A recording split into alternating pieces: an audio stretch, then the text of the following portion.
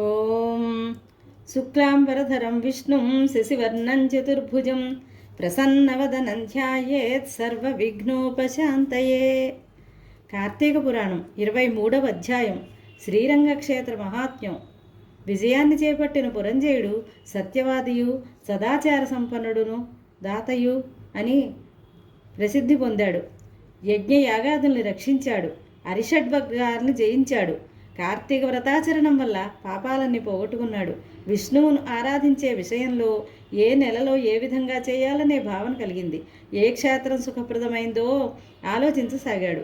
ఆ సమయంలో ఆకాశవాణి, ఓ పురంజయ, కార్తీక మాసంలో కమలాపతిని అర్చించటానికి రంగనాథుడున్న కలియుగ వైకుంఠమైన శ్రీరంగ క్షేత్రం వెళ్ళు.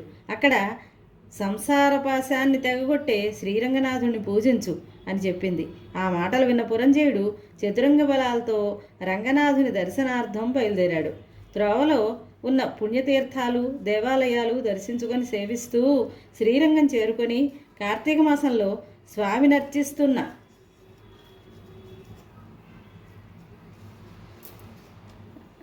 అర్చిస్తూ కృష్ణాని గానం చేస్తూ స్నాన దాన జప హోమ దేవతా ప్రోక్షణలు చేస్తూ మాసాంతంలో వ్రతాన్ని పూర్తి చేసి అక్కడ నుండి తిరిగి నిజనగరానికి చేరుకున్నాడు. ప్రజలెంతో భక్తితో అతని స్వాగతం చెప్పారు. రాజు పురం ప్రవేశించి నీతి తప్పకుండా రాజ్యపాలన చేయసాగాడు.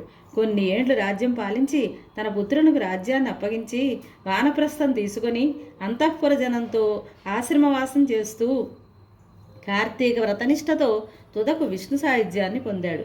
ఓ మునిశ్రేష్ఠ, కార్తీక వ్రతం పుణ్యప్రదమైంది. అన్ని కోరికల్ని తీరుస్తుంది.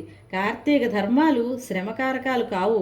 కేశవునికి అవి చాలా ఇష్టం. అటువంటి కార్తీక ధర్మాల్ని మానవుడు బుద్ధిపూర్వకంగా ఆచరించితే ఉత్తమగతిని పొందుతాడు.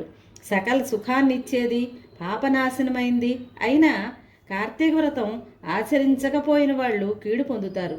ఈ అధ్యాయాన్ని విన్నవారి పాపాలు తొలగిపోయి ఉత్తమగతిని పొందుతారు. ఇది శ్రీ స్కాంద పురాణాంతర్గత కార్తీక మహాత్మ్యమందలి 23వ అధ్యాయం సంపూర్ణం. స్వస్తి.